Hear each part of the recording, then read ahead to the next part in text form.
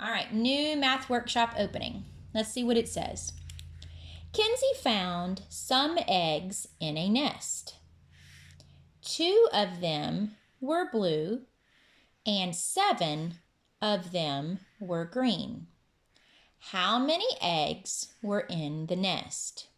Okay, so we know from all of the other math workshop problems that we have learned this year that we have to find our unit. So we go back to our question and we read our question again. How many eggs were in the nest? Okay, so now we know that we're looking for eggs. Okay, now as we've been saying, we want to get first grade ready, so we're going to turn this question and we're going to extend it just a little bit, turn it into an answer statement or a sentence. So how many eggs were in the nest? We turn that around and we answer that. There were eggs. Now we could stop right there, but we want to be more precise. We want to be more clear. So instead of just eggs, because our whole story is about eggs, we want to say there were eggs in the nest. So we're going to add a little bit more to our sentence, be a little more precise. In the nest. We can also do that in our writing to add a little bit more information for our reader. Okay? All right, so let's read our question and our story problem again. It says, Kenzie found some eggs in a nest. So I need to represent that. I'm not sure how many because it just says some. So I'm going to put a question mark and I'm going to label that in for eggs that are in the nest. Okay, those are the eggs in the nest. Now let's keep going. 2 of them were blue. So it doesn't say that 2 more were blue in the nest. It says 2 of them.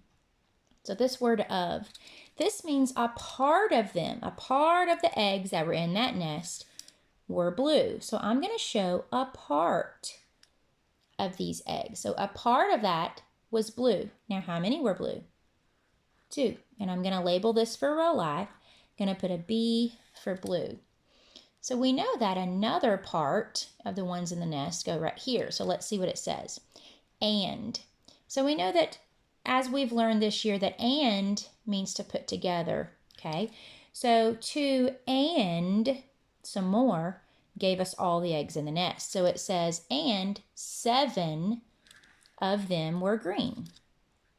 So this part of the eggs in the nest were green. It says that 7 of them were green. I'm going to label this G for green. So if we look at our unit bar here, we can label this again as this is the whole, and these are the 2 parts. And we know that this B stands for the eggs that were blue. The 7, or the G, stands for the eggs that were green. And then the N stands for all of the eggs that were in the nest. Okay. Now this is a review problem because we know that the last few weeks we have had a whole and one of our parts. But this time we have 2 parts. Okay. So we know that a part plus a part gives us a whole. So the blue and the green eggs should give us all of the eggs that were in the nest. So let's put our equation together. We know 2 is a part, 2 and, which means plus or put together. 7 is the same as, or it's equal to, the eggs in the nest, and we're not sure what that is. Okay, so let's think about some strategies that we can use to make sure that we are solving our equation properly. Now, I think I'm going to do a tens frame. I really like tens frames because they help me to organize my problem a little bit easier, to make sure that I space out my dots and all of that. So remember, as we do our tens frame, we know it's a rectangle with 2 long lines and 2 short lines. It's a slash, and it's 4 lines down. So 1, 2, 3, 4. And I know that becomes very precise because now I can clearly see that my friendly 5 is on top 1, 2, 3, 4, 5. And I should have 5 on the bottom, so I'm going to count on just to make sure. 6, 7, 8, 9, 10. Yes, I did my tens frame correctly. So let's look at what our equation says. It says 1 part is 2. So I'm going to show this 1 part as open circles of 2. Now another part is 7. So I know to show a different part, when we used our things at school, we did the red and the yellow colors, or red and blue, but when we're writing or drawing that on our paper, we need to show the closed-in circle. So I'm going to count. I'm not going to stop at 7. I want to make sure that you understand that. We're going to find the whole. So 7, I have to count all 7 as my part. So don't get confused with some of the problems that we've done the past few weeks. So I want to count out 7 as a whole nother part. So I'm going to count 1, 2, and remember, as I fill in, I want to fill in my frame all the way. 3, 4, 5, 6, 7. Now, I can clearly see that I can subitize here because I know that if all of the dots were filled in a tens frame, it would give us 10. But since we have one open space, I know that it gives us 9.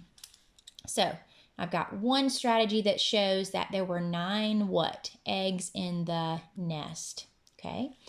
Now let's see. I think I'm going to do, let's do a number bond. I haven't done a number bond. I'm going to show you a number bond a different direction to show you that you can do a number bond any way that helps you.